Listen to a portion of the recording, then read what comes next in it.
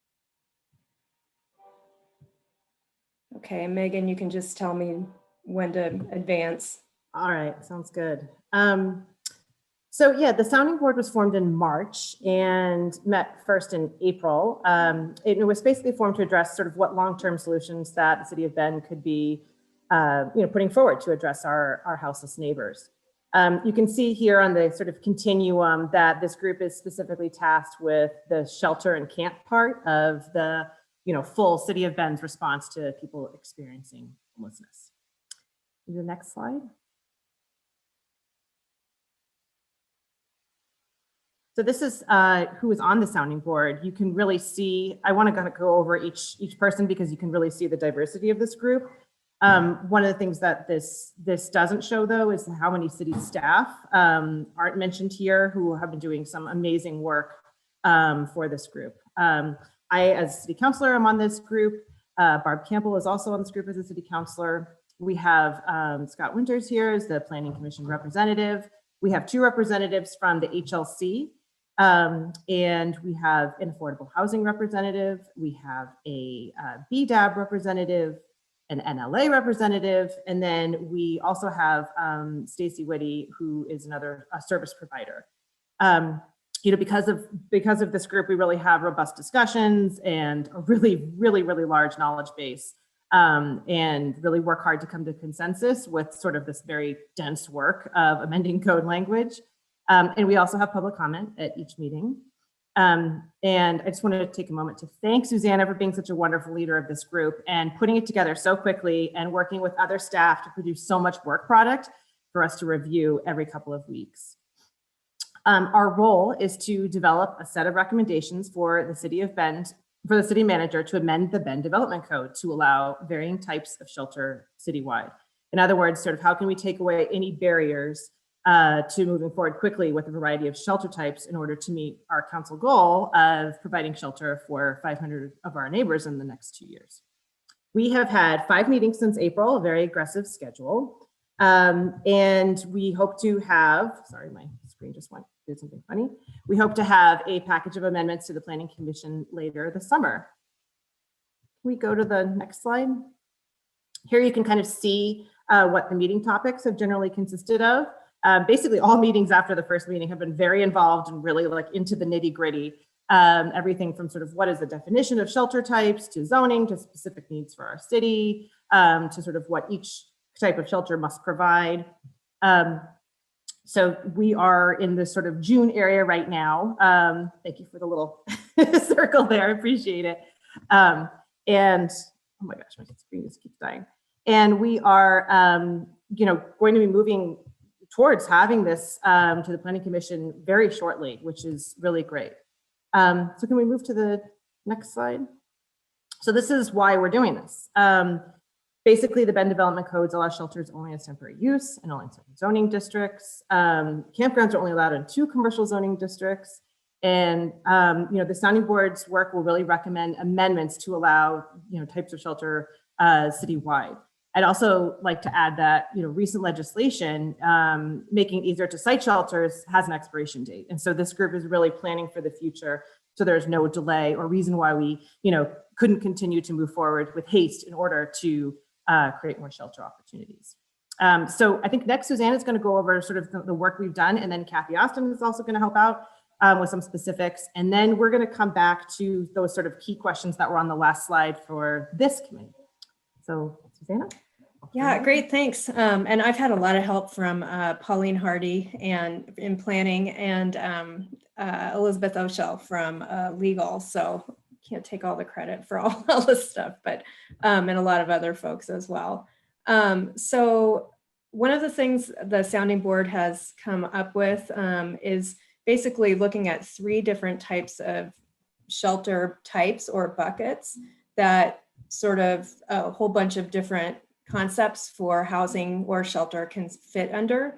So we've come up with 3 definitions basically with a overall umbrella definition for a shelter. So a shelter means a location for overnight accommodation who lack permanent housing. A shelter may be permanent or temporary and is either, sorry, my box is in front of is in front of the text, and is either an outdoor shelter, a group shelter, or a multi-room shelter.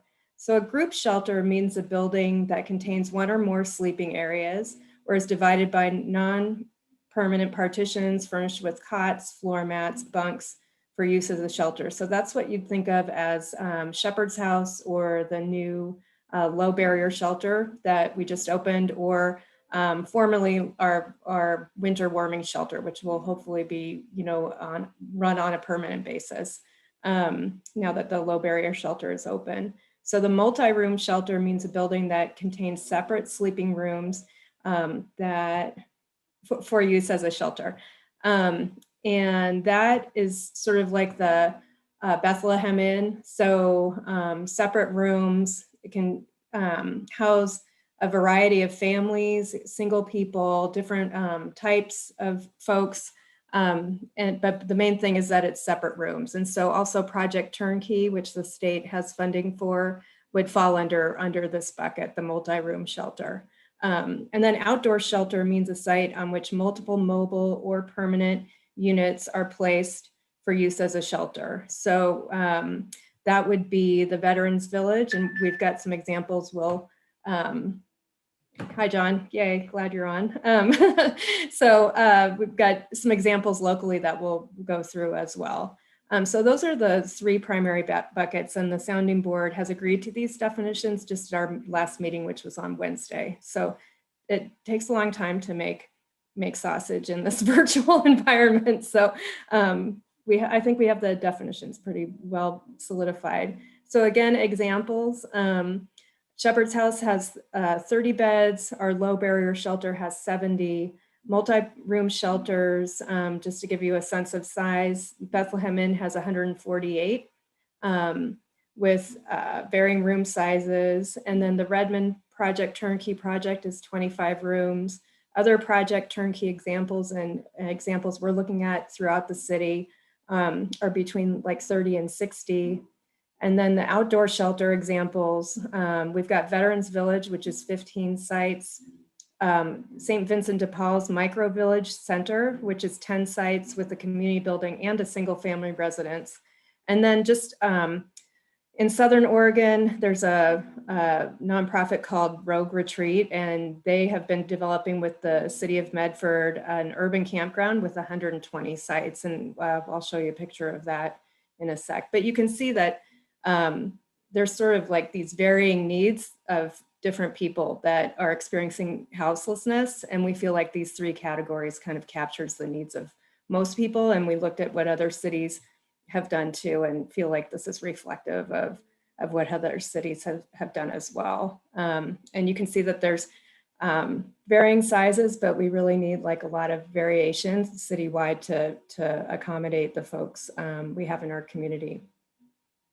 So really our role, just to explain it graphically, is to look at these different shelter types and then figure out which zoning districts these should go in. So this is where the sounding board input is key. Which zoning districts, how large they should be, whether there should be a maximum number of rooms or campsites or beds, and then if so, what standards. And Councilor Perkins also referenced House Bill 2006, which will sunset July 1 of 2022. And that's basically a super siting bill in a way. An emergency shelter has to be approved regardless of land use. If somebody came in tomorrow, that's in effect now, with a site and with a management plan and met the criteria in House Bill 2006, they could go ahead and move forward and just meet building permits if those were applicable. So the work we're doing will codify it through the land use process beyond that sunset date.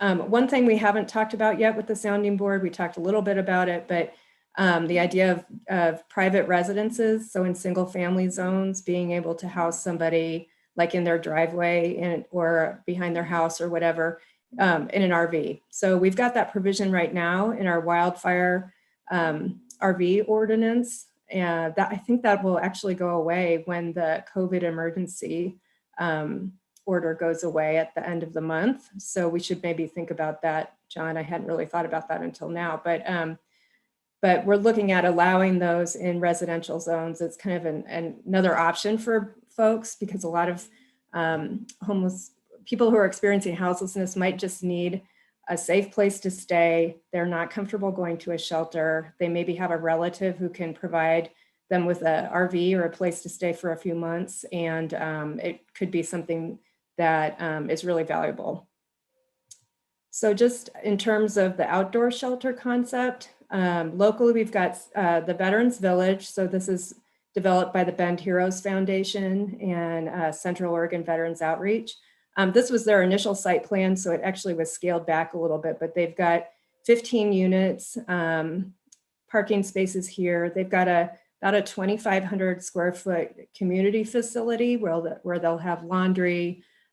Each individual unit here actually has bathrooms, but a lot of the models we are evaluating have the bathroom in the community building. And this is about an acre site, a little over an acre. So you can see just how the footprint and the number of units and everything can kind of fit on the property.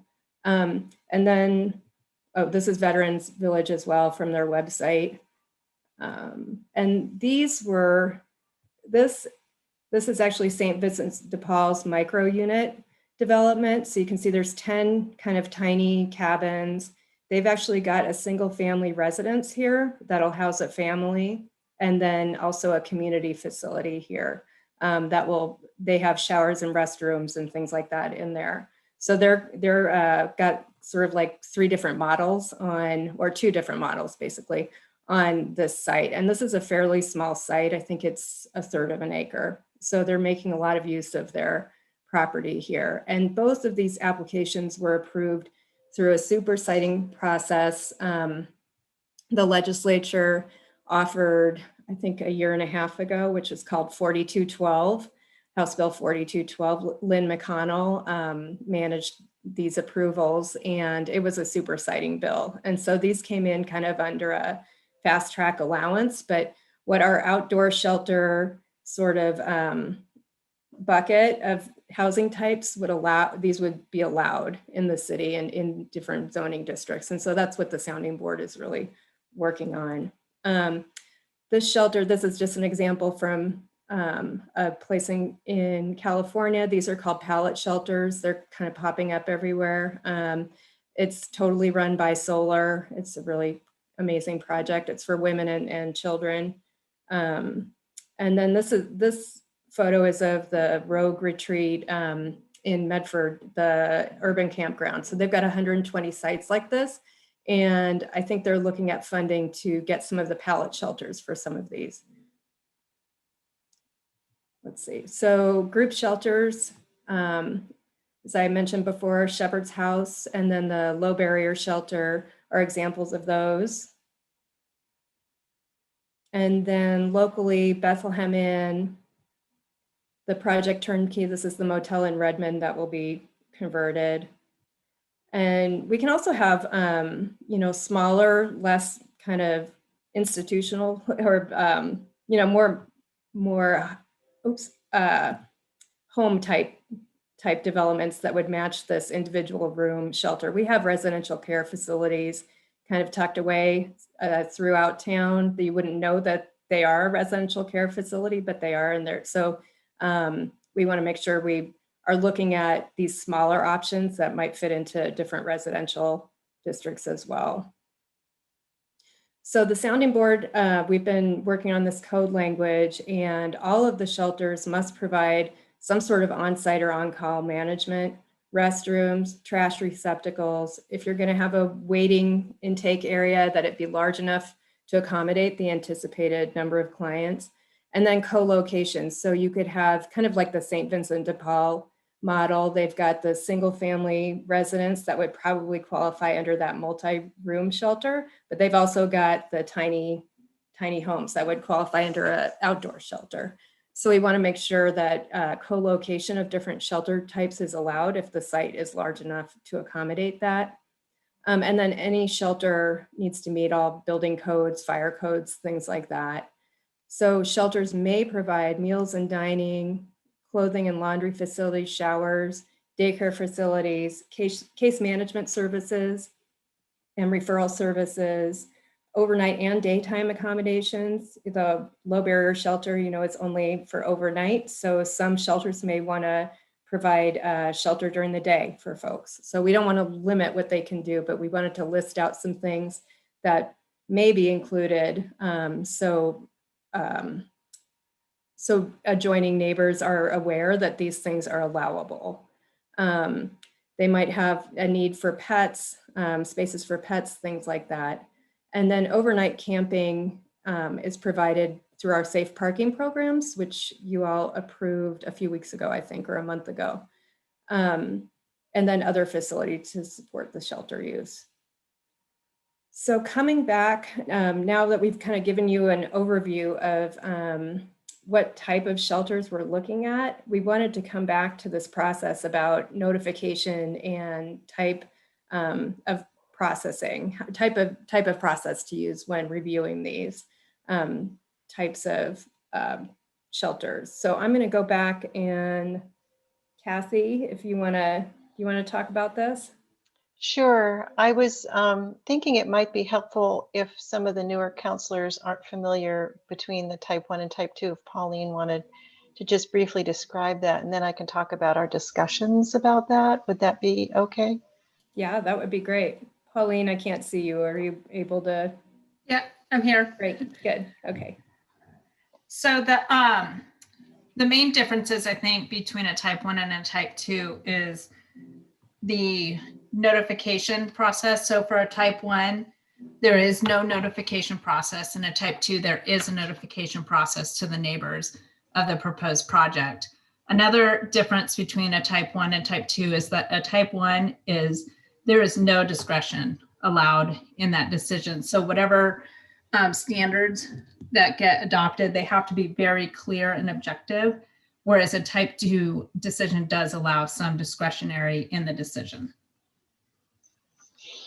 Right. And so in our group, we've had people who feel strongly it should be type 1, and we have people who feel strongly it should be type 2. And I think I'm speaking because I can see both sides, and wanted to kind of explain why we're not all in agreement just yet. And as Hans wanted me to mention, with the type 2, there is a notification of the neighbors, and it goes through a more typical process, but it also can be appealed.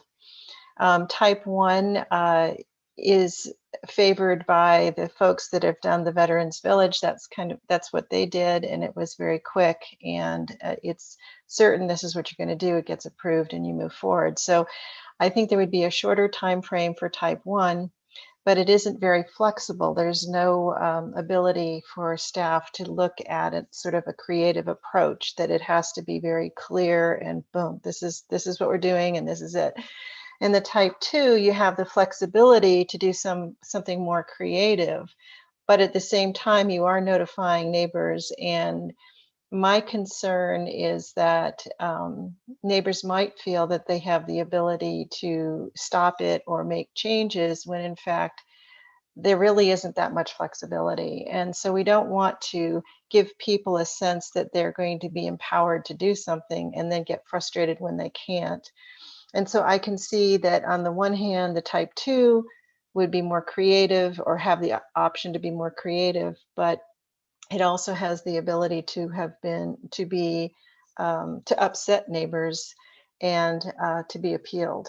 Whereas type 1 might not allow the creativity, but it's shorter and more definite. The only appeal can be from the applicant. So those are the two sides that we're looking at, and we were hoping that we might get some feedback from the counselors here if they have specific thoughts on that could help us get closer to a recommendation from our group.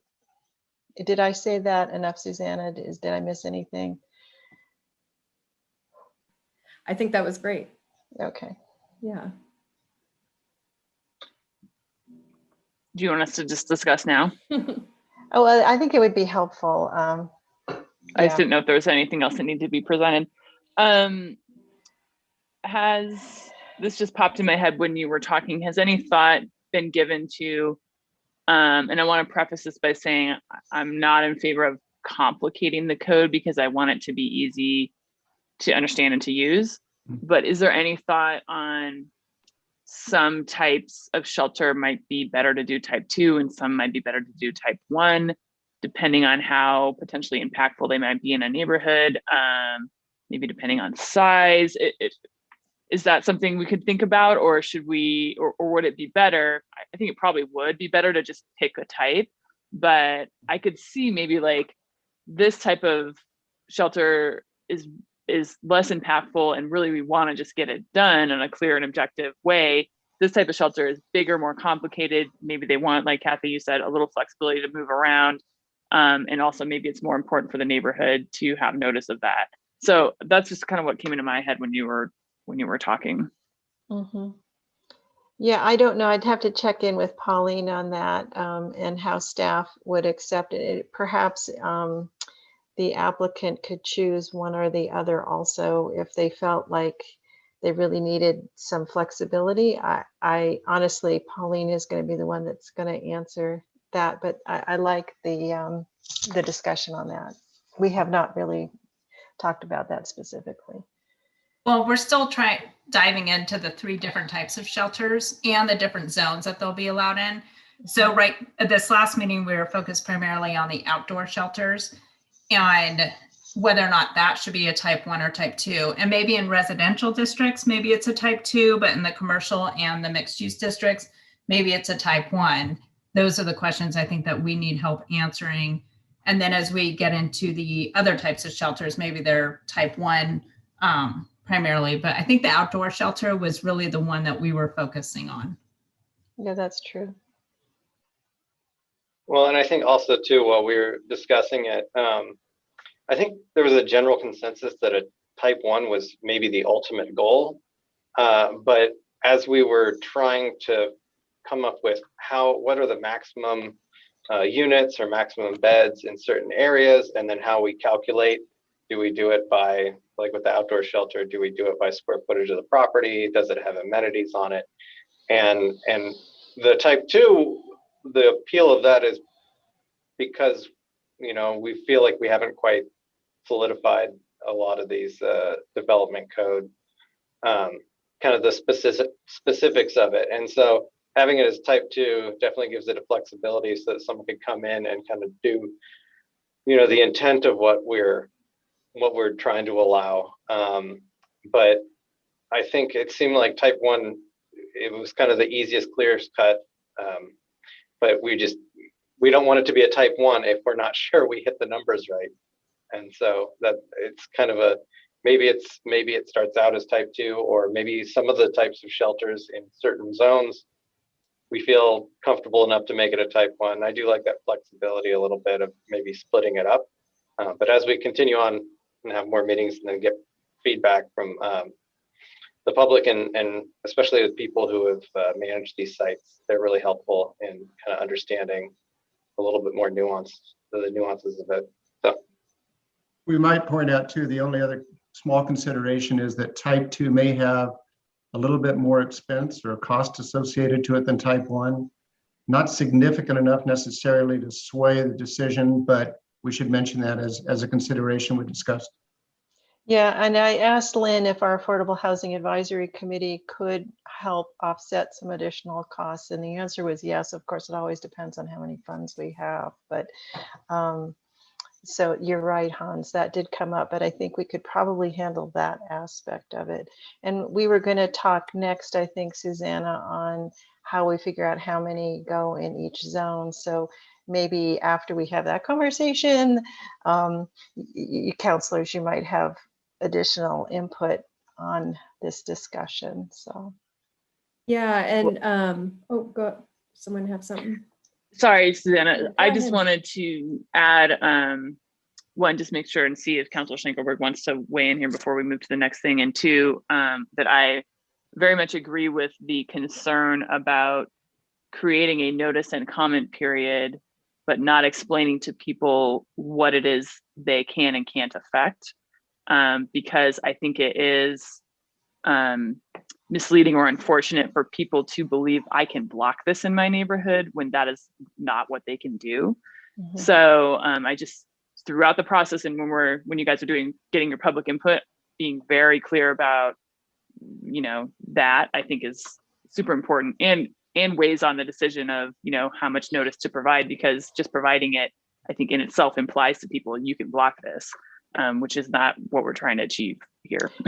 So there was some discussion from Veterans Village, how they did outreach. It wasn't a public hearing notification, but there was outreach to let neighbors know what's happening. And it could be that there's a requirement for notification in that regard. I don't know if it should be mandated or recommended, but if we do decide to do type 1 where there isn't a formal notification, perhaps there could be some outreach in another way. So anyway. Just kind of playing on that for our short-term rental requirements, I think we require a good neighbor agreement, right? Something like that. Yes, so we require the host to post good neighbor guidelines for tenants to abide by, and then there's also a requirement for notification to neighbors with a phone number, so that if the 7th bachelor party of the month shows up next door, they can call someone versus having to go over and trying to talk a bunch of folks who might not be in the best state of mind to help make some objective decisions. So there's always that possibility of providing that information to the area of where folks would be concerned, and they'd have an ability to speak with a manager type that could help address whatever issue. Yeah, and our group was very insistent there needed to either be on-site management 24 hours or on call.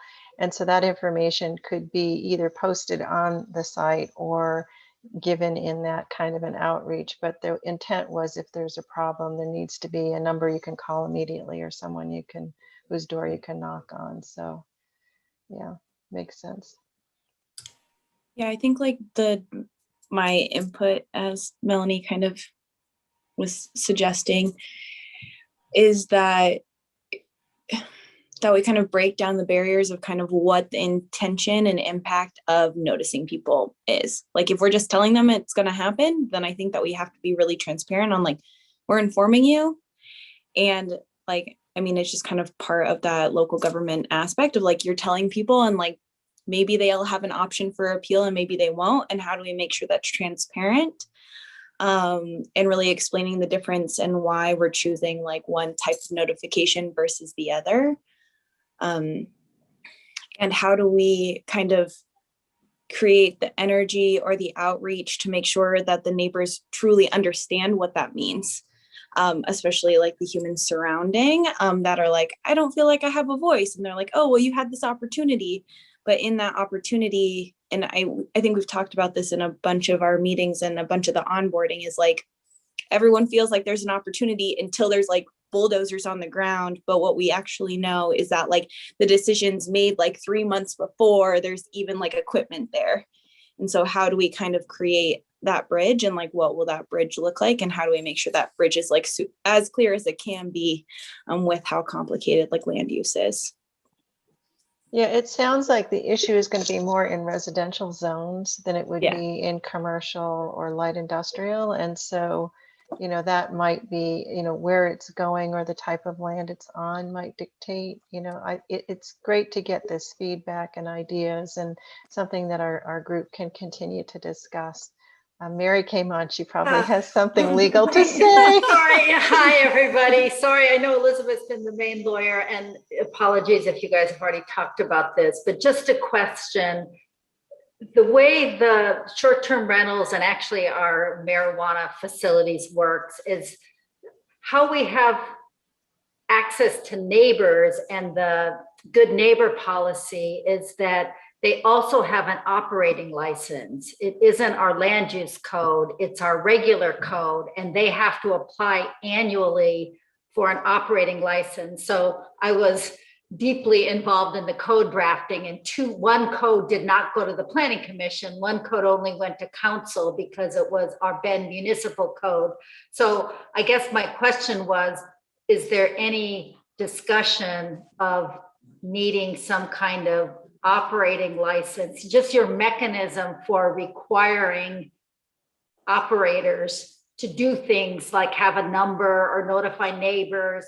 That isn't something that we normally do in the land use process. So I'm just putting it out there as something to think about, like, and it's an additional hoop, and it's like, you know, they have to pay for a license, and then you have criteria in the municipal code. So it's just something to keep in your mind. That's how we've done it. Every other business or land use that operates in Bend doesn't have to do that. It's only short-term rentals and marijuana facilities that have a separate operating license because of the unique nature of those uses that we continue to regulate outside of once they have their land use permit. And in this case, we're trying to lessen the requirements in the land use area. So if you want to add requirements in the operation, and how do you do that? It's through your municipal code. Is there a requirement under the emergency shelter siting to have an operator's license for, as it is right now? Under the safe parking program or House Bill no, not 2006? What the Veterans Village is being created under. There's like a permit application they fill out, but there's not an ongoing license requirement. Hi, this is Elizabeth. As part of their application, there is a requirement to demonstrate management, I think, pursuant to best practices, but there isn't an ongoing licensing requirement. And this is part of what we talked about at the meeting of what are standards that are about the land use and what are standards about ongoing operation. And so this is a distinction we have been talking about as a group, is what are the attributes of the site to regulate through the development code, and what are attributes of ongoing management that are more operational and management decisions. And so we've talked about that a little bit, and this is part of that discussion of what are the right standards to put in the code. Yeah, we might get creative if we don't want it to be regulatory through the Bend municipal code, to have some sort of implementing administrative regulations under like the city manager's authority. Well, Mary, wouldn't they be subject to like our code generally about buildings, about getting the snow off your sidewalk, not letting trash accumulate? I mean, they'd be subject to all that code anyway, right? Of course. It's more things like good neighbor. Like, again, once a business starts operating, we just have normal code enforcement, but we don't generally tell a business how to operate once it's up and running, unless they're like rising to the level of a nuisance or a noise violation. Short-term rentals is a definite exception. We require an annual license, and there are a lot of regulations that go along with being a good neighbor. As John said, we can yank their license if they're not, but and neighbors can complain, and they do.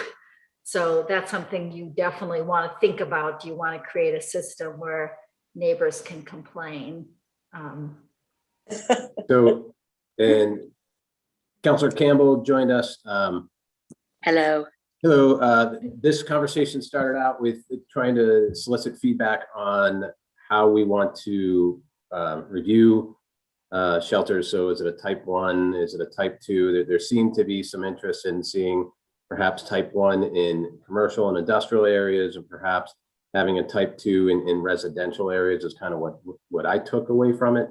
There's also some concern about setting the expectation when we send a notice that people can veto it. I think people need to realize that land use notification is not your right to a veto. And so how do we better explain that to folks so that there might be some components of the application that you can comment and influence on, but for the most part, if you're proposing something that meets the standards, there's not a whole lot to debate, because it's, as we all know, land use isn't a popularity contest. We have standards and specifications to prevent that. So With that said, Councilor Campbell, I don't know if you have any thoughts in terms of the review process in various zoning districts.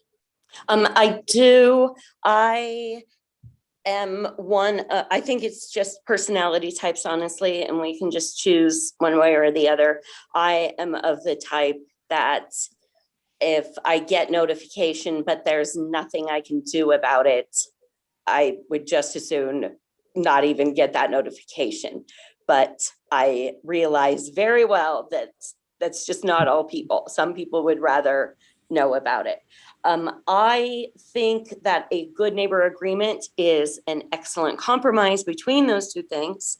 Walking around to the neighbors and speaking to them and handing them a piece of paper. I happen to live next door to a facility for folks with severe mental illness. It used to be a private home. When we bought our house, that we were next to a private home, and now we're next to a facility. And it has been years and years of hammering out good neighbor agreements, but it has been worth it. The problems that we see are along the lines of people sitting on the curb in front of my house or in front of somebody's house and smoking, and in particular leaving their cigarette butts or their 7-Eleven cup behind on our property. It's not illegal to sit on the curb and smoke. The curb is public property. I understand that very well, but just as a point of courtesy on our agreement is keep moving. If you're going for a smoke break and please just take a walk. Don't choose one house to hang out there for a half an hour. Somebody had one of my neighbors just freaked out. That person, I gather, was just kind of standing in the road, staring what she felt like was in her window at her. And so that is what we have in ours, are things like that. And then the other thing we have is they should have an ashtray on their front porch, and these folks should bring their butts back with them and dispose of them properly. Don't just leave them in the street or in our yards.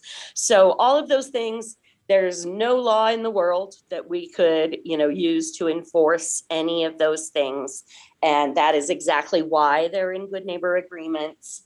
And I really do believe that there is just so much, honestly, NIMBY backlash to projects like this.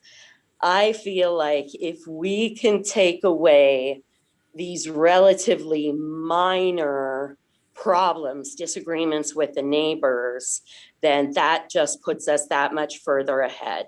If we can get a good neighbor agreement that says, again, things like that, how are they acting in the neighborhood? So there you go. And yes, I think we can look at our short-term rental code to figure out what does that look like? How does it read? Short-term rentals also require a 24-hour phone number. That's one of the things we have.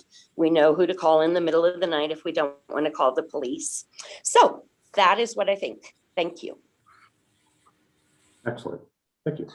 So Suzanne, are you looking for additional feedback? I think in general, well, I just wanted to say too that in the safe parking program, Councilor Schenkelberg, we do have in the, I see your hand raised, in the safe parking program, we require a neighborhood meeting or a outreach, so we could take that code language. And then there was one more thing I wanted a little bit of guidance on, but go ahead, Councilor Schenkelberg. I know this isn't around land use, but I think just continuing to uplift, like, how do we have a conversation about like shelters in neighborhoods and breaking down those systemic barriers and having real conversations about like taking care of neighbors. Like, we have been receiving a lot of feedback from the community of wanting to like support houseless humans. And this is like a huge step in doing that. And that part of like the notification, whether it's a notification in which they can like give public comment on or not, having that conversation, I was like, this is what we're doing. Like, this is part of systemic change. Like, we want humans to have a safe place to be, and this is part of this. You are contributing to making this like town safer for all people that live here. And we're really grateful for that.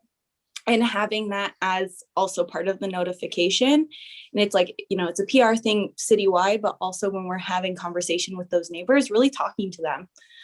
Because it's like, we have a finite amount of land, and like, we need to be utilizing it and bringing people together instead of creating more division.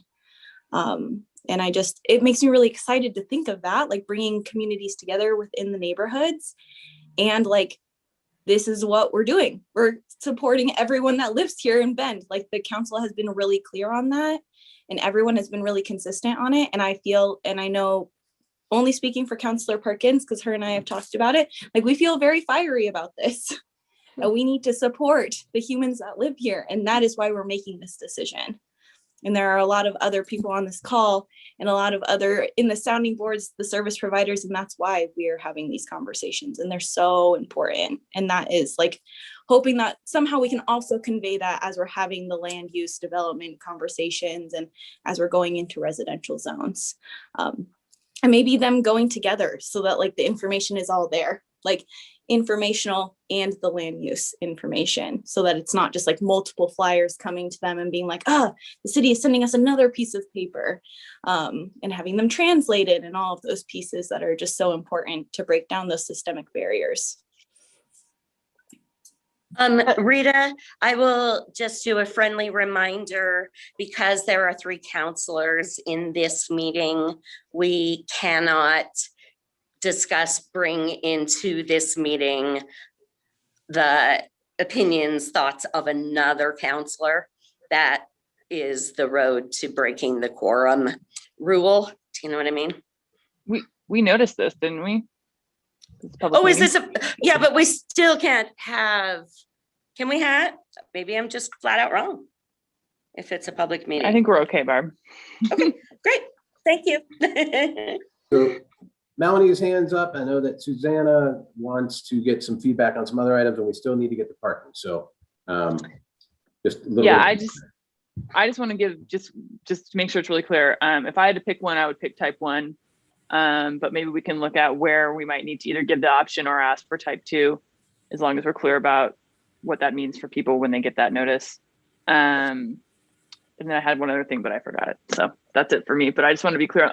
I'm not in favor of an operational license. I think we can achieve that goal in a different way. It's not so onerous. So. Okay, thank you. And I'll be pretty quick. So one thing we're sort of grappling with is the number of campsites or units we could get on a parcel. And if we should have in the lower density residential zoning districts some kind of maximum amount, specifically for the outdoor shelters, really, because they're outside, they're not covered in a shell. They're probably going to be a little bit tougher to manage, and a little more impactful potentially on the neighbors. You know, I don't know. Anyhow, but one thing we started out when we looked at other cities, Eugene, Medford, they've got Salem, they've got limits in their residential zone for like 15 sites.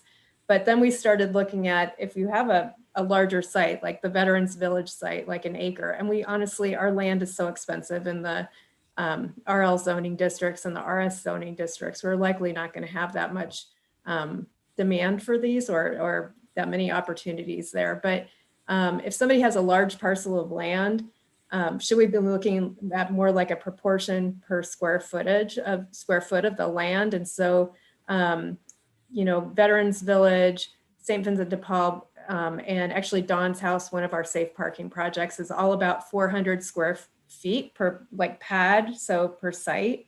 But if you had an acre, that would be potentially 43 plots in a, you know, we don't have a lot of acre sites in the city, but even if you had a third of an acre, which is a lot of our older RL lots, that's still a substantial amount of potential sites. So we don't need to figure out a number, but it would be great to get your input, sort of just like your feeling about, should we put a maximum on those lower density zoning districts, like 15, 20, you know, we can always work with somebody that comes in with 21 sites as opposed to 20. Maybe they would go through a type 2 process instead of a type 1 or something like that. But just wanted to get your feedback on that and really quick, because I know you have to get to parking. Can I just add something really quick? Susanna, it was part of the conversation and it came up from Veterans Village versus St. Vincent de Paul, is that maybe taking the community building square footage out, and because some lots may have adjacent property, like St. Vincent de Paul has an adjacent space to, so the numbers wound up being denser in their lot than if you look at Veterans Village that has that whole community building in it. So there was not one simple formula that fit, and we just, had this conversation, and I'm sure we'll continue to have the conversation, but I was one that was pushing it should be proportional to the size of the land as opposed to a specific number, so that it's more realistic for whatever, if it's a small parcel, a large parcel, it'll grow or shrink depending on the size of the parcel. So I just wanted to add that little bit in. Sorry. It's good. Yeah, my input would be that sounds like a better way to go to me. I just don't know how to figure that out. And so you could talk to service providers, because the other thing too is that, just people like to think of the worst case scenarios, and they think, oh, there's an empty lot next to me, it's going to be filled with campers, and service providers are going to be managing these camps. They are going to have limits on how many people they can manage, what their resources are, and what is actually going to be effective and good for the people living there. So there are other bounds that are going to be around how many camps are on a site. But to me, it makes sense to look at the size of the site and then kind of determine from there how many people fit realistically and fit in with the zoning of the neighborhood that's already there. Okay, great. Yeah, I agree with Melanie, just like we're, I think, really talking to the service providers about like how they kind of see the acreage and kind of what it will look like when they have, like, whether they're buildings or tents or whatever kind of structures will be on that land, and what's realistic for them and how they want to structure it. Like, is there going to be a community space also within that acre? Like how many service providers will need to be there. So like kind of how, depending on how many campers are there, which means how much street parking is there allowed. Like, I think there's a lot of pieces to really talk to those service providers on like what could break down the barriers for them to provide the best service for them, for the houseless humans. Yeah. Okay, great. I think Kathy, Hans, Scott, Megan, anything else? Councilor Campbell, any thoughts on that one? I think, I'm afraid that gets us back to a type 2 permit. Is when somebody can come in and say, this is what the lot looks like, and we're going to put a little community building. And what affordable housing had talked about was, just averaging how much space is needed for parking in a community building into the total, so that we ended up with, what was it, Kathy? It was like 400 square foot per unit, even though the units might be as small as 150 square feet. So right? So to stay with a type 1, maybe there are just 2 equations. This is the equation if you have a community building. This is the equation if you don't.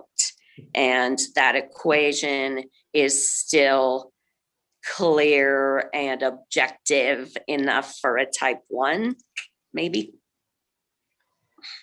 I want to explain that to me. I don't understand why it has. So I'll tell you what I think it is, and then that'll be how I'll find out if I'm right or not. My understanding was type 1 is much more rigid as far as the requirements go, but then because of that, there are not opportunities for it to be challenged, versus the type 2 is more open to working with folks on just what it is that their own project is going to look like. And was I even close to correct, Susanna? I'm deferring to Colin. Oh, okay. I see him pop up. Yeah, Okay.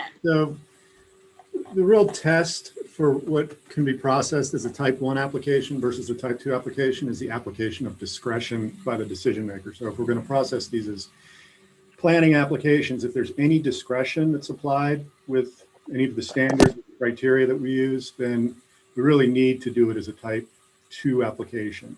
And that doesn't necessarily, tell people that they can veto it. I was listening to that part of the conversation. What it does do is, even if you're applying just a small amount of discretion, and there's lots of LUBA cases on what's discretion and what's not, so it's not a very clear term, which is somewhat ironic. But if the discretion is applied, it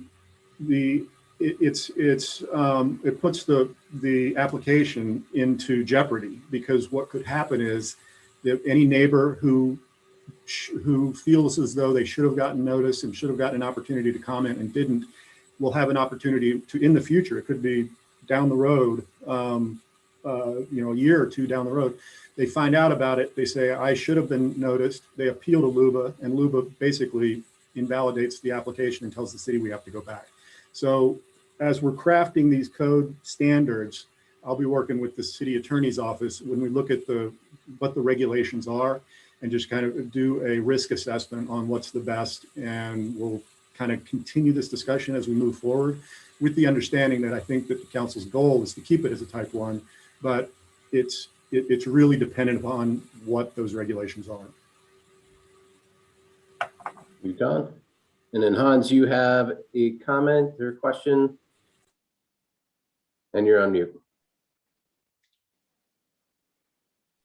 Apologies. I'm thinking that if it's type 2 that requires a public meeting, my assumption is it would, that notwithstanding if it meets code, there's really nothing to challenge. Sometimes those public meetings create a dialogue by and between developers, and occasionally a developer will acknowledge or make a small concession to get community support.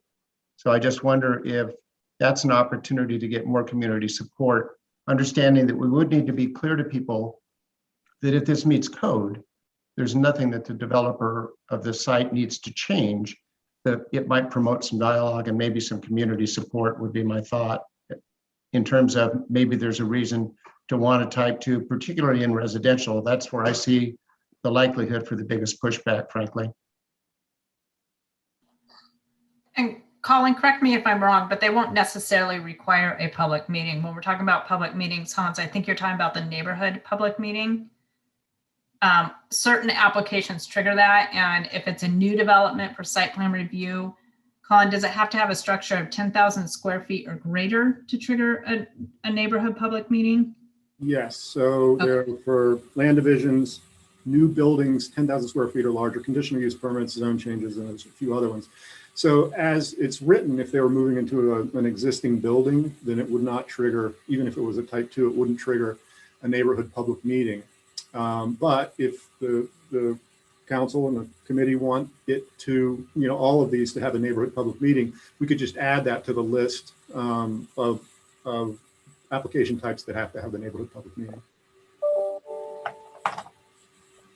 Yeah, I was going to say, I like the idea of having a neighborhood public meeting for residential properties or developments in residential and then abutting residential, and not necessarily to try and give an opportunity for the neighbors to push back on it or anything, but I think just for education of the neighbors and to introduce the service providers to the neighbors, so that, in Barb's case, having that communication, opening that line of communication and starting that out, and really just educating the community that's going to be living next to this, like, hey, this is the process, this is what we do. And maybe, maybe kind of alleviating a little bit of fears or questions that they might have, because if they just hear about it, oh, did you hear there's this homeless camp going in down the street? having the service provider introduce themselves and creating a forum for that neighborhood feedback, I think is a good thing, and it's part of the education process.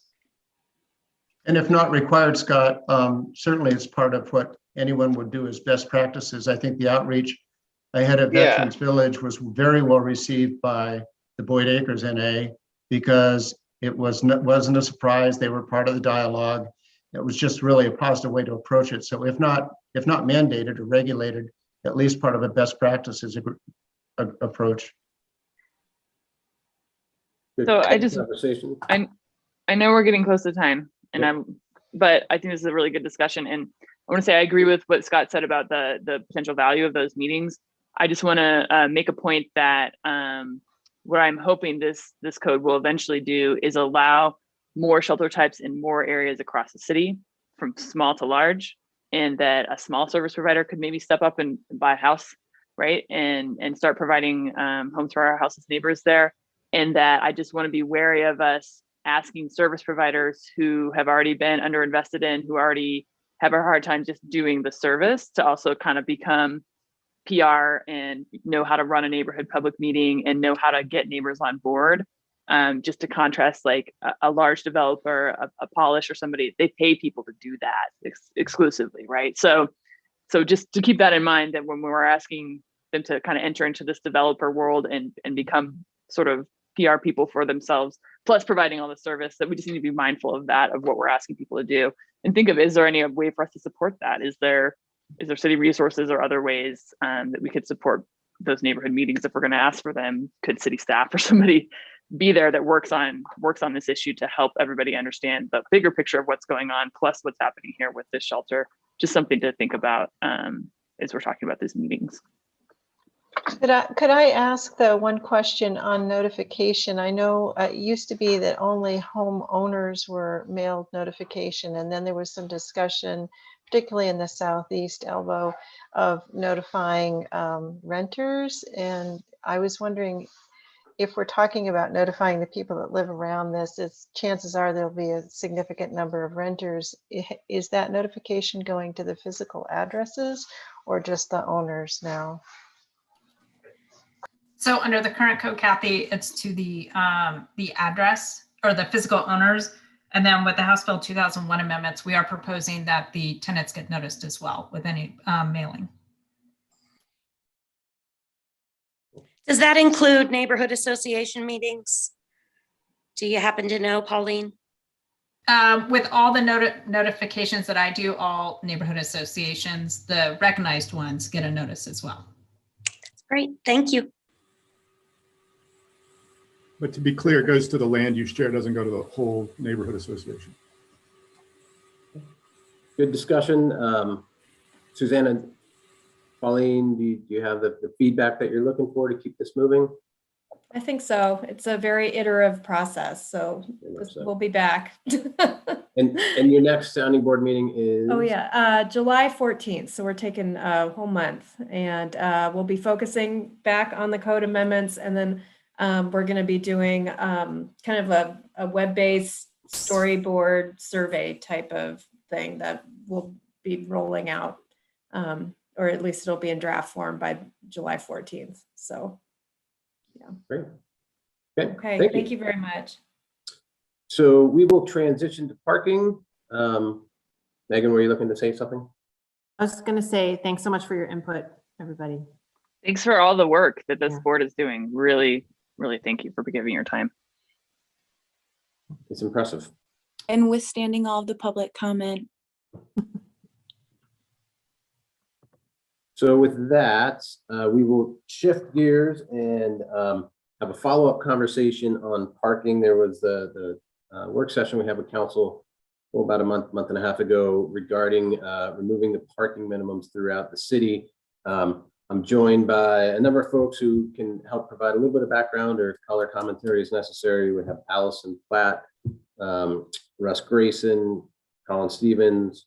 Pauline, I'm not so sure if you're going to stick around for this. Are you going to stick around? Pauline Hardy, Toby Marks, and Brian Rankin. So I'm going to share my screen and have a just brief presentation just to kind of summarize what we discussed in the past, and what we're looking for is really feedback from the subcommittee in terms of, do we want to continue to consider making adjustments to parking regulations, primarily in light of the variety of other projects that we have with our goals.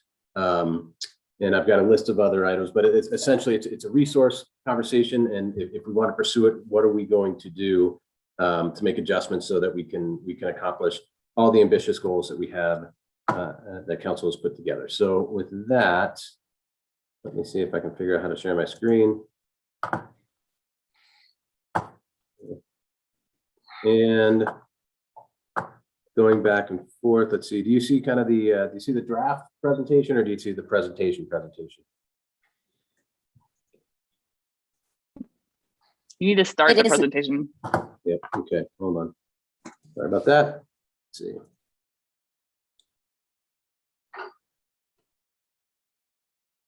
Come on, again, presentation mode. You're still not seeing presentation mode? Yeah. Oh, okay. Who's got a clue for me here? Did you hit from beginning and it didn't go? If you press that, do you already have the button at the bottom of your screen? Right, slideshow, right? Like the wine glass looking thing. Yeah, exactly. Yeah, that one. Okay. That is here. Is one of your screens showing it in full presentation mode? One more time, sorry, folks. It's been a technically challenging day all around from 3 o'clock on. Hey, did that work? Now we can see. Now it's a no. Almost. Now you have to go to display settings. Yeah, there you go. Well, in the interest of time, if you can deal with what it's telling me is we should be seeing presentation mode, but I'm gonna continue. You just had it there, John. Here we are, June 11th. Let's continue the conversation on parking regulations. And so as we move through this, what we want to do is make sure that we understand the objectives for the parking reduction conversation. We'll talk through some of the recent parking code changes that we've done through the BCD. We're doing some with House Bill 2001. Toby will summarize some of the parking management that we're doing throughout town. Circle back with the staff recommendation, and then we'll figure out exactly where we want to go. So as I gather it from the conversations that we've had to date, there seems to kind of be two objectives for reduction in parking. And so one was to create additional space for housing. And I think with our core area adjustments, you can see where we have made additional changes to parking standards where additional space can be constructed on a site. There's also conversations about encouraging more bike and pedestrian facilities. And so this is a picture from Eugene with their separated bike lanes there. And so there's definitely opportunity to do both with in terms of how we manage our parking and our parking standards. But before we jump into specifically how what staff would be recommending, I wanted to just have a little brief background in terms of what we've already been doing to date. So with that, Allison, if you're on here, we've made some specific changes for the Bend Central District.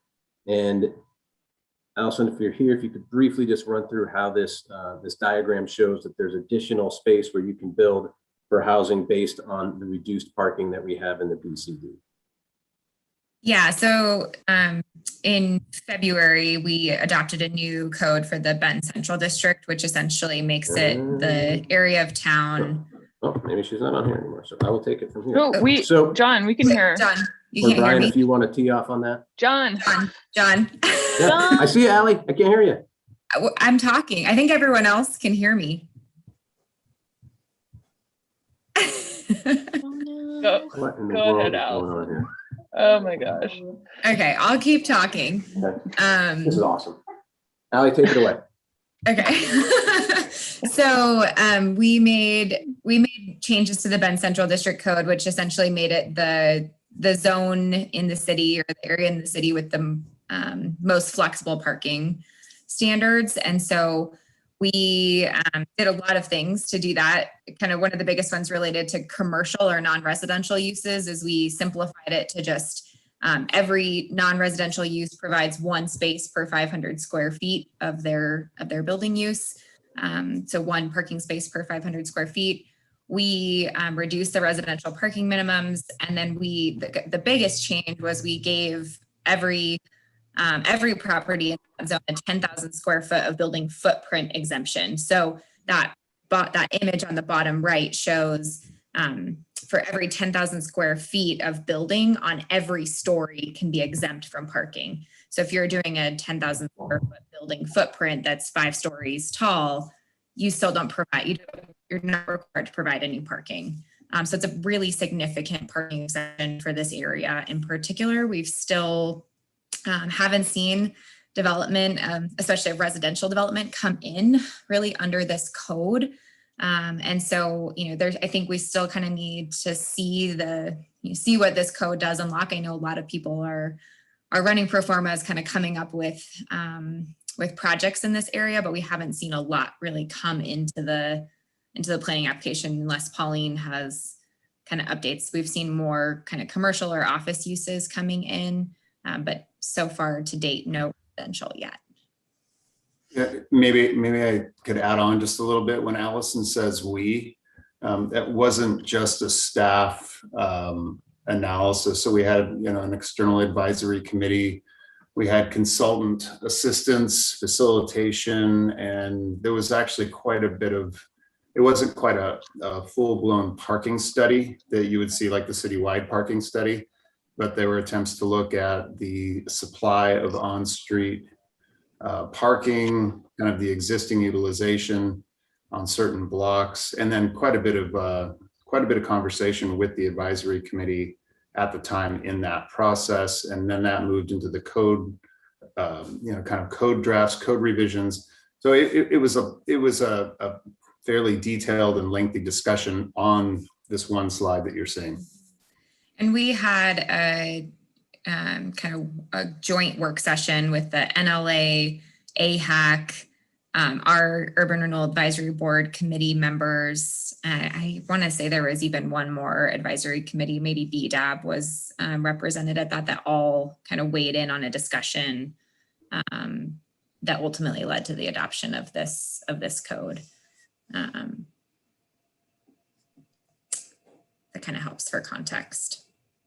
Thank you, Allie. Thank you, Brian. I apologize. This is why you don't have meetings at 3 o'clock on a Friday. I apologize about all the technical difficulties. So we will move on to House Bill 2001 and summarize some of the changes that we are seeing proposed as part of House Bill 2001. So Colin, I think you were going to summarize it quickly, or Pauline, if you want to walk through it, but we've definitely made some adjustments that accompany that bill. But I think Planning Commission has a work session on it. Yep, I can do it, Colin. Okay. Go Okay. ahead, Colin, you're closer to it than I am. So yes, we have a Planning Commission work session on Monday at 5:30 to go over the entire draft for House Bill 2001 amendments, which includes parking. The draft does include some changes for the parking requirements for duplexes, triplexes, quadplexes, townhomes, and cottage clusters. Today in the code, you can see in the middle column the current standards for duplexes and triplexes, and the proposed standards for duplexes and triplexes would eliminate parking requirements. Not to say that they can't put in parking, they can. It's just saying that there's no minimum parking requirements proposed for duplexes and triplexes. For a quadplex, the parking requirements, again, you can see the current standards in the middle column, and what is being proposed is in compliance with, I believe, the model code, and it is requiring 1 off-street parking space per development. So it's not per unit, it's just for the entire development. And that's in the standard, medium, and high-density residential zones. And then in our low-density residential zones for quadplexes, which is 4 units, it would be a minimum of 2 off-street parking spaces per development.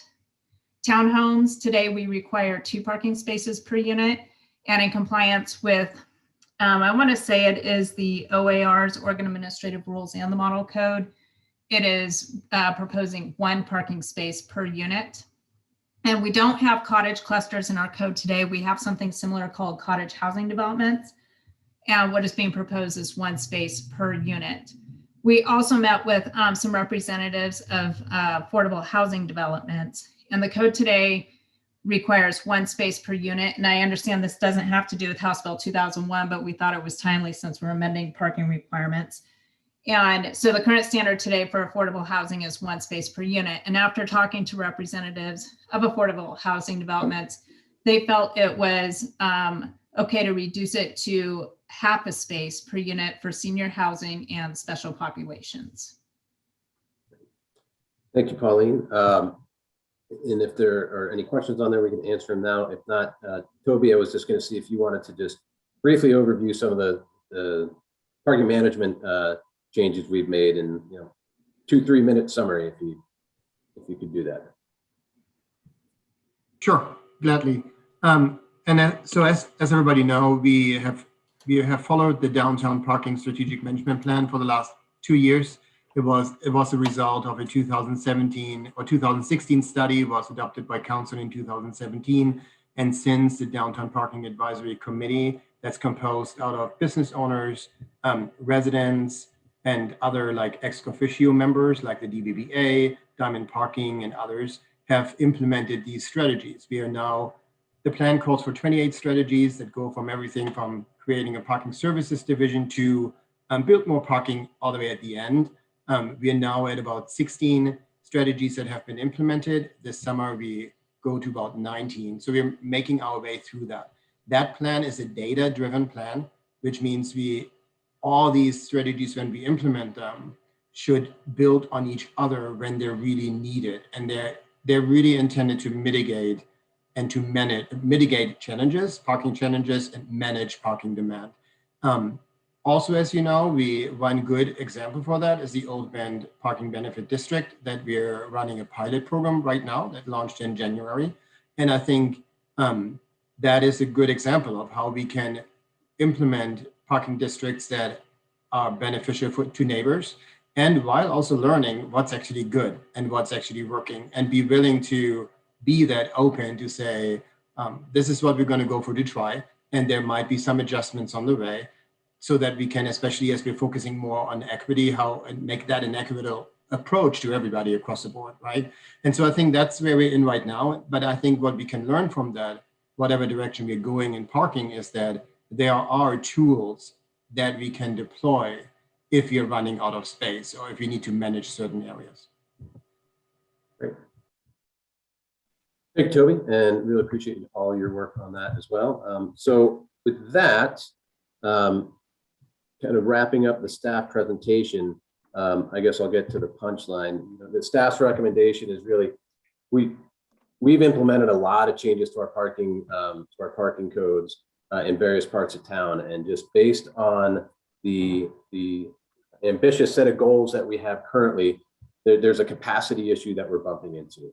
And so I think what I've seen from even just the conversations where these are just hypothetical conversations, the amount of comment and emotion that comes along with parking, it's a pretty intense process for us to dive into. And so in consideration of things like, we're taking on housing and unhoused issues, which is a lot of code work, a lot of property management, a lot of plan amendment, a lot of higher level staff working on it, equity mapping, facilities planning, strategic energy management plan, a tree code, which is going to be a really deep dive as well, resiliency planning, core area, seat, Juniper Ridge, and economic opportunities analysis, housing needs analysis, $190 million geo bonds, and you could continue the partridge in the pear tree analogy.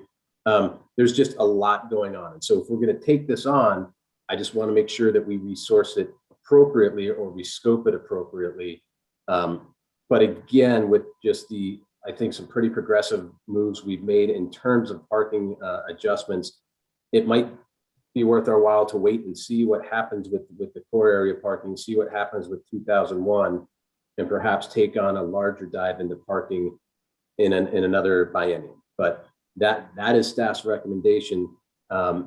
If we want to continue to pursue it, let's think about the resources that are needed and how to scope it and size it accordingly. So with that, I'll throw it back to the subcommittee. I'm going to stop sharing. Maybe this is the one actual, look at that. I was able to figure that part of technology out today. So with that, that's the recommendation, but obviously you want to get the feedback from the subcommittee and form a plan from there. So with that said, what comments do you have? What questions? What concerns? I'll start. So yeah, this is a good recap of the conversation or the presentation we got at the work session. I continue to feel this is an urgent policy need. I continue to feel that we need to move forward on it. I'm really interested to hear when you say, like, let's scope it correctly, what are some options? Where could we start? And I think it's good to highlight in HB 2001 work, which is going to be coming through us, this year in the summer. We've made a start there, but especially for residential, I guess that's where my biggest urgency is housing. But I will say also, I think that this parking policy reform can have an impact on climate and how we shape our city. And the longer we wait, the more of our city gets shaped with some remaining policies that, in my opinion, continue to prioritize space for cars that we shouldn't do anymore. So I guess that's where I'm at, John, is I hear you on the resources issue. We've set ambitious goals. We've asked you to do a lot. So I would love to hear what are the options to start moving forward, understanding that there are a lot of things you're working on and not everything can be dropped to work on this, but where could we start to move forward on this? And even if it's in small steps, what are the first few small steps that we can start to take? Well, I think we've made some pretty big steps to date. And so that's, I guess that's where I'm coming from, is in terms of what we've planned in the Bend Central District, as well as what should hit the books with 2001, I think are steps that have already been taken and steps that will be taken that will address that very residential area need that you and concern that you have. I think we could, if we don't want to sit back and see how those things play out and how that works for the residential zones moving forward, we could look at some other ideas, maybe looking at specific geographic areas, specific zoning districts, and those types of things, and taking some zones that are meant to be more urban in nature or areas that are meant to be more urban in nature and focusing there. I'm just in my role as a chief operating officer, looking at the folks that are involved in this conversation and the names that are here. They're also working on all those very large other policy ambitions that we're tackling. And I want to set expectations correctly. If we're diving into parking and we're diving into a tree preservation code, it's just very resource intensive. It's very time intensive, and it requires a pretty significant public conversation. And so I'd like to sequence things so that we're successful with both. Taking them all on right now, to me, just does not seem as though we're going to be able to accomplish what we want to do or do it as well as we want to. And it's just funny when you bring up parking, there's just everybody's an expert on parking. And so I think the second we open it up, we are going to be having a lot more feedback and a lot more conversations than we think we are walking. So if the rest of the subcommittee wants to move forward with it, I think we could come back to you with some smaller scoped areas, but we still need to think about the resources that go into it. And a sounding board approach, in my mind, is something that's probably not going to be a real effective approach here, because it really is so emotional, and just the amount of folks that are going to want to be involved in the conversation. I think we'd have to take a pretty traditional technical advisory committee role or approach or something along those lines with a pretty significant public outreach component. So John, how do we resource the staff to take these really small steps and these more focused approaches, though it may not be this huge, this is all changed, but while we continue to make movement forward on parking, how do we resource staff in a realistic way, knowing that they're working on many really, really, really cool projects right now? So I think it's dependent upon the scope of what we're looking at. And I'd love to get Councilor Campbell's feedback as well. It looks like she and Juan are hanging out together, having some technical issues as well. So Juan's been good company today. But I think it really is dependent upon, one idea we talked about was expanding the Bend Central District parking regulations to the whole TIF area. So it's a little bit bigger than BC. That's kind of a bite-sized approach. I'd still want some time to digest it and come back and let you know what we're looking at resource-wise. But I don't think it's a quick to the Planning Commission and onto the City Council in any of these items. It's going to require reaching out to the neighborhood associations, reaching out to the various committees, and having those conversations and sequencing it appropriately. So that would be my response. I think it depends on how big of an area are we talking. So I guess, sorry, go ahead, Rita.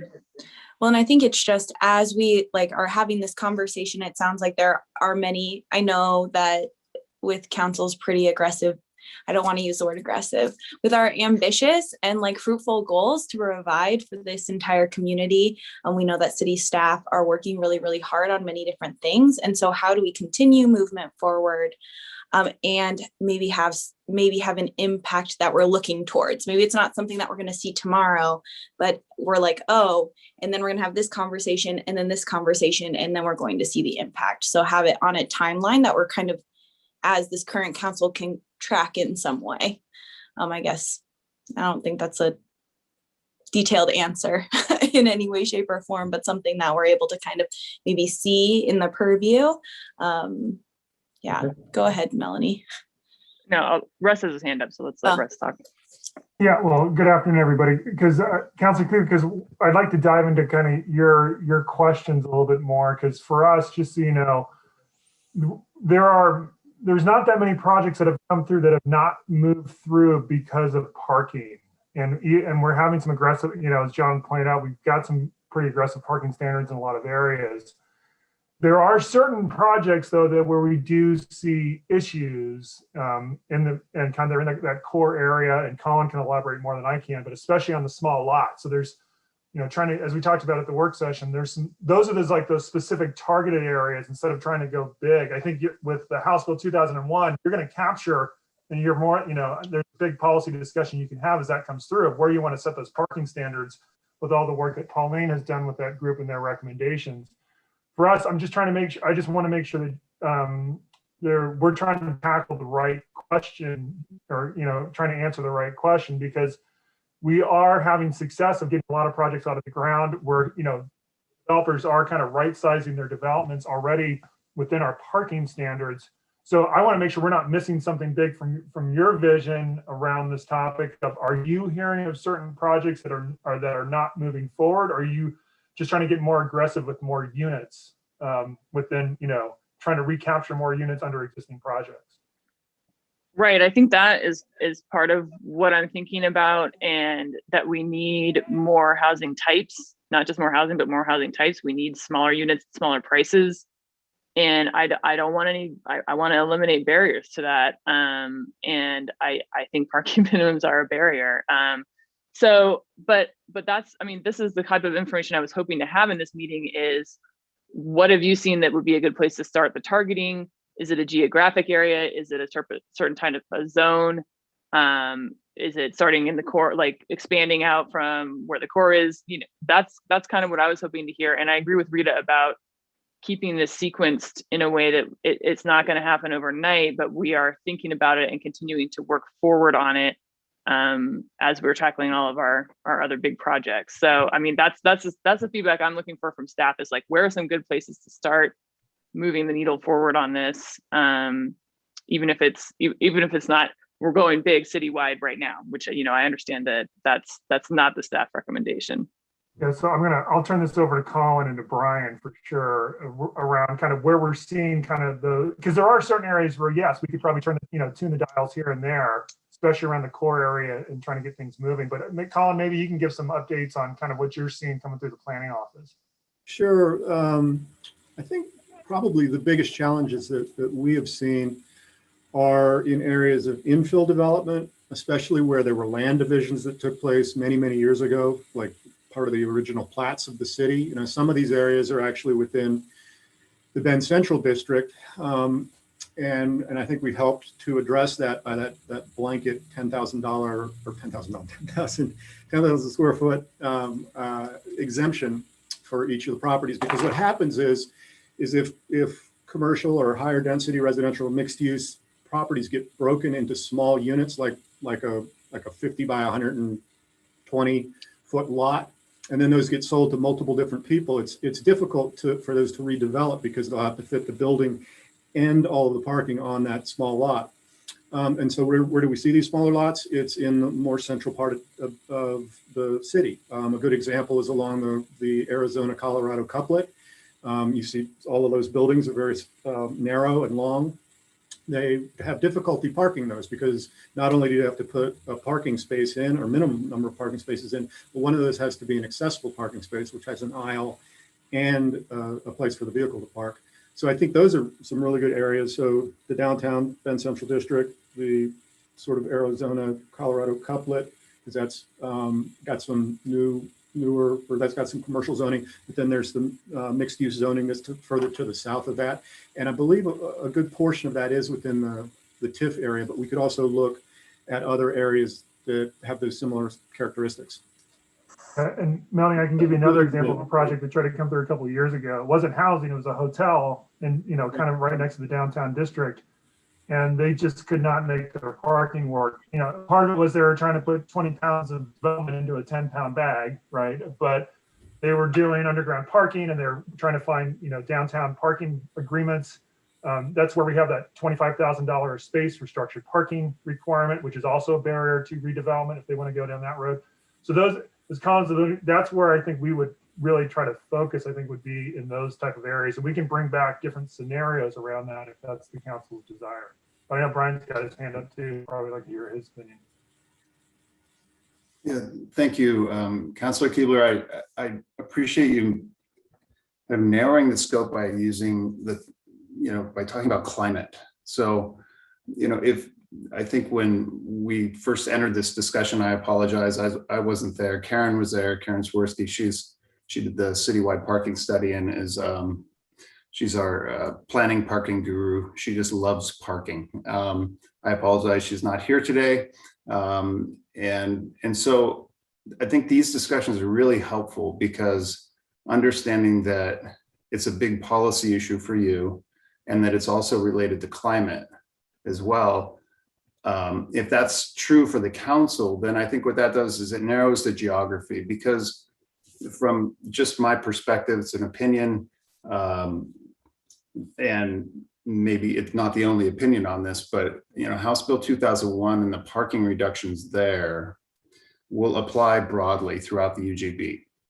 And so if you look at the urban form of the city, you see a lot of peripheral residential. And then of course, as you move to the core, you have more services, you have a greater mix of uses, you have a greater mix of density of destinations and fun things to do on foot or on bike. So, cutting parking will help get housing units through House Bill 2001. I think it gets you those additional housing units in those more distant residential areas. And that is a significant policy change. I think that is really something that is it's a strong step in that direction. So I just from my perspective, knowing how difficult it was to get even modest parking reductions associated with the UGB work, that this is another step in that direction. But when you talk about climate, I think what you're talking about therefore would be reducing vehicle miles traveled, shorter trip distances, less use of the automobile, which then has the climate impact that you're looking for, which then focuses us, I think, in this conversation on that core in those areas that are more central to the core of the city, which plenty of work that we've done shows that, yeah, the more housing you put in those areas, the shorter the trips, the fewer trips, and the better impacts on climate. So I think that does focus us in on opportunity areas in the core It focuses in on the TIF area. So it's now we've narrowed, from the whole city and say a distant, distant malls in the north end down to the core of the city in order for you to achieve those climate goals. And I think that can help us tailor what steps would be required to advance your goals in those specific areas. So I appreciate that. Thank you. And Scott, you had your hand up. I don't see it up anymore, but I don't know if you had a comment. Yeah. I was just going to say, I don't think we can't just judge the, success or failures of projects based on parking from what gets to the desk of the city. Because I've worked on a lot of properties, a lot of projects where a developer just, they're saying, okay, land use, what can I do in this? What can I do with this property? And the first thing we look at is parking. I mean, parking and building heights are the two things that defines the scope. I mean, it's like gravity. I mean, it defines more of what can be built than anything else. And yeah, we've seen a lot of projects go away just because if they can't, we know the certain size of a unit or an average size of a unit, and we know layout parking. It's pretty easy to put it on a piece of paper and see whether or not it works out. And a lot of projects it doesn't happen, especially now with material costs going up. Projects that might have worked before don't work now. So it's almost, I don't know. It's also a minimum. It's not a maximum. So people will, think of like the malls on the north side of town. They didn't have to put all that parking in, but they did. So just because we get rid of minimum parking doesn't mean it's going to go away. And another thing, I've always wanted to do this because of being involved in HB 2001 and some other things. The word nightmare gets thrown around all the time, and the parking nightmare. And I don't know maybe that word means something different to different people, but I've always wanted to just have a big map of Bend and give them a highlighter and put where is the nightmare parking right now. And then I'll have another map and I'll locate where the unaffordable housing is located and compare the two maps. So I feel like with parking, I think we have a lot of room to move, and yeah, I don't know why we're treating it like an endangered species. But that's my 2 cents. Kathy. I'm also on the HB 2001 committee, and we really are being very aggressive about reducing parking and trying to eliminate parking minimums wherever we can, but it's a collaborative process. And so, ultimately it will come to the city council to look at. But I think that Brian brings up a really good point in terms of looking at climate impact and the idea of maybe expanding what we did at the Central Core to the whole TIF area. Seems like a doable chunk that would get you closer to where you want. And then, as we continue to move through the HB 2001 work, we can keep this discussion about parking in mind. And I just wanted to say, from the Affordable Housing Committee aspect, we've talked to a couple of affordable housing providers and offered to them, you probably don't need to do this much parking, especially when they have a senior component. And we've heard feedback back that they never want to underpark because they want to be good neighbors. And so just because we eliminate minimums doesn't mean it's going to materially change some of the projects that, whether it's a single family home and they want to keep doing 2-car garages, or whether it's a large multifamily project that's affordable, they still want to provide the parking. So I don't think we're going to see an immediate change, but I do think we will in the Central Core and the TIF area. Seems to me the one that's most ripe for implementing what your goal is. So just wanted to add that 2 cents.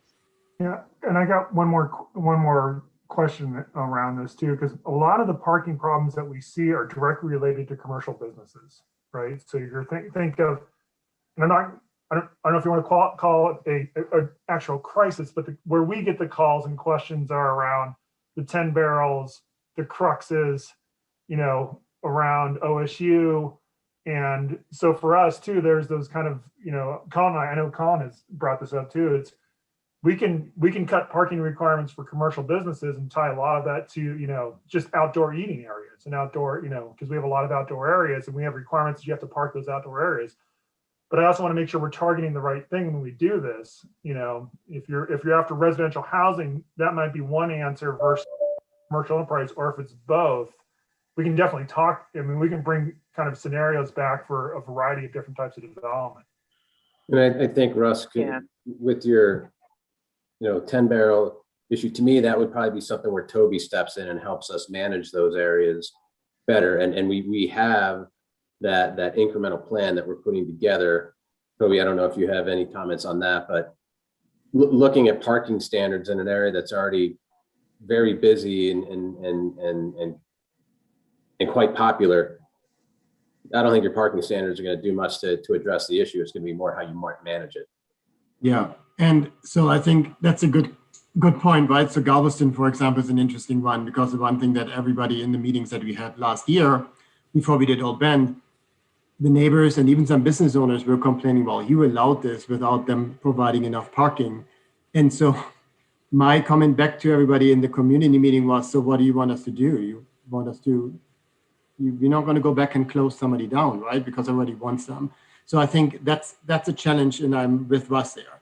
But the one thing is like what John just said, downtown, for example, if we hit the threshold of utilization over a certain percentage frequent, that's where we were before COVID-19, they're the next steps that are built in the plan. Now I'm going to say the very unpopular thing, right? Paid parking being one of them. How do we do that right? We need to look at that, but that's one. I think one thing maybe to point out also is like finding parking is probably more important, not more important, sorry, I rephrase. Equally important in targeting climate action goals. And how do we do that? Do we find innovative solutions to have park guidance systems like you see them in larger cities or in Europe, where people get guided right where they need to go, right? Where it tells them, don't even turn right because it's all full right now. So I think those solutions can help with that as well. Thank you, Toby. Councilor Campbell, are you able to comment, or are you? I think I am. Can you hear me? Awesome. Woo! Yep. I think I would go with the staff recommendation. I think that House Bill 2001 is, as Kathy said, that we are looking at, what did you say instead of aggressively, Rita? Ambitious. Enthusiastically. Ambitious and fruitful. There you go. And with the parking standards in the central district, I think that's a big enough chunk for us right now. I worry about accessible parking. Where and how are we going to make sure that we have enough accessible parking as we're using more street parking? Street parking does not bother me at all. My own neighborhood is one where there are no CCNRs, and I just think my own neighborhood is ripe for ADUs coming in, or somebody deciding to put a duplex where there used to be a home. And I just don't think it would disturb us much at all. There's plenty of parking. But again, we've already got those changes coming forward in 2001 for the community to kind of wrap their heads around. I do think the next good step is looking at the whole TIF area and expanding the parking from the central district to the entire TIF area. You need to mute that or turn it seriously down.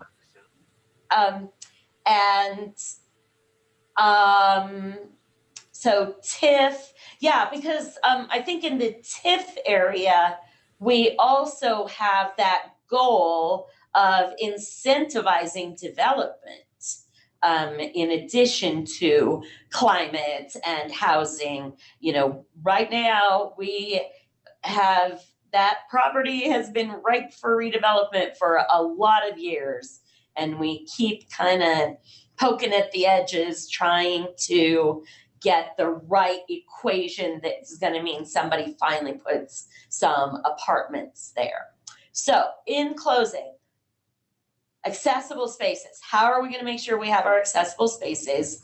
Staff recommendation plus moving forward, stepping forward to changes in the whole TIF area. Thank you. Melanie, I think your hand was up next. Yeah, I just want to be mindful. I think we set a public comment period for this meeting, so I think we're bumping up on that. And I just want to kind of give my final recommendation and thank you to all the staff for your comments and the members of our committees here. I'm going to sum up kind of my policy goal here is that I don't want someone who's looking at developing mixed use housing, commercial in Bend to start their process by saying, where's the parking going to be? I want us to develop in a different way from that. And that's the ultimate long-term goal I think that we're pushing towards here. But in the short term, I think what I would love to hear from staff are some options for some of these geographic areas. And I'm leaning towards, let's look at geographic, both commercial and residential, around the urban core, around, like, as Brian said, what's going to make a climate impact, but what's also going to help with housing in those areas. That sounds like a good place to start looking at where we can make changes or expand out the changes that we did do in the BCD and start to get that core ripe and ready and for that better kind of development that's not car centric. So I think that's where I'm leaning at this point. But again, thank you everybody for your input. Councilor Schenkelberg, and then we'll move on to public comment. Yeah, just kind of as we listen to everyone's feedback, I think, yeah, the barrier to housing not being built because there isn't a place to park with our housing scarcity being so high is like one of my major concerns. And just that's why I think I feel really motivated around the parking is how do we really get as much housing and creating that housing density so that people get to stay in Bend, because what we're seeing is people who work here and provide for Bend are having to leave because there's nowhere for them to live. And in addition to this, and I know we talked about this briefly in the work session, a few months ago, is that it is a federal requirement for us to have accessible parking. And so I think a conversation around how do we continue to have accessible parking spots as we're decreasing the parking.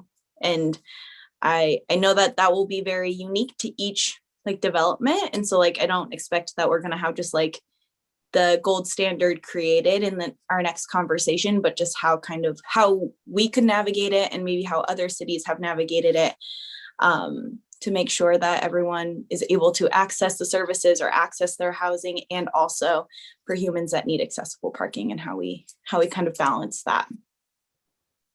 And Russ, correct me if I'm wrong, but basically the accessible parking, and there's a couple architects here too, is really more a function of the building code. So I think if we were to remove parking minimums, we're still required to provide accessible parking based on the formula in the building codes.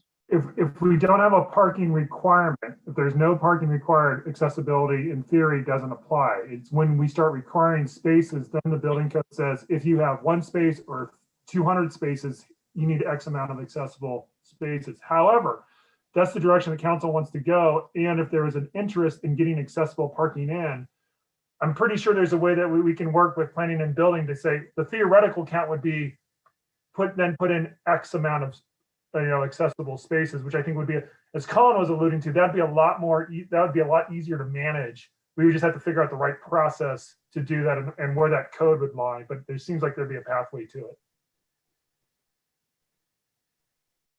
Kathy, if you have a quick comment, we can take it, and then let's give about accessible parking. A lot of cities do allow parallel parking with an unloading zone on an adjacent sidewalk, so that you could have legally acceptable parking on street. It doesn't always have to be off street if the city is willing to go in that direction. Okay. So we will come back to council with a with a scope project for keeping this, probably focusing on the TIF area, focusing on accessible spaces, probably in alignment with climate policies, but also we're going to scope it accordingly. We might need to pull one thing off the goals to put this thing on it, just based on the resources that are needed. So let us look at the resources and the timing, and we'll come back to council with proposal. But again, I'm just trying to set expectations. This is going to be pretty intensive, regardless of the size, and we just need to be realistic about what we're walking with. So with that, we move into the public comment section, and everybody has I think I see one members of the public. I don't know if there's It any doesn't look like comments. there's anybody, John. Sorry, Kayla? We don't have any attendees. No, okay. So with that, the one other item that would be a housekeeping item, again, I apologize for the technical difficulties up front. Kayla, I'll probably want to work with you and members of the subcommittee to try to get a standing meeting every other month, not at Friday at 3 o'clock, would probably be best. So, so council members of the subcommittee, look for probably a doodle poll, and we'll just try to establish it. So the next meeting would be in August, et cetera, et cetera. If we need to hold a special meeting in between, we might need to scramble, but the best thing to do is to get this on everybody's calendars far in advance. I think 2 hours is probably a good amount of time, just based on the meaty subjects that we're talking about. So keep an eye out for that. And unless any members of the subcommittee have any last burning items to raise. Nope, just thanks. And I acknowledge and recognize the tension between our goals and staff resources. And please, you need to tell us, this bumps this makes us not be able to let us know that, and then we can make decisions. So I appreciate that information. Yeah, I think we need to know that, so that if there is something that's getting bumped, like, we need to be able to make that decision as a subcommittee or as the council as a whole. So we will bring back some options and kind of cafeteria style, figure out what the pressing priorities, and adjust from there. So yeah, and super thankful for all of the information and all of the work you all have done, and having a meeting at 3 o'clock on a Friday afternoon. Likewise.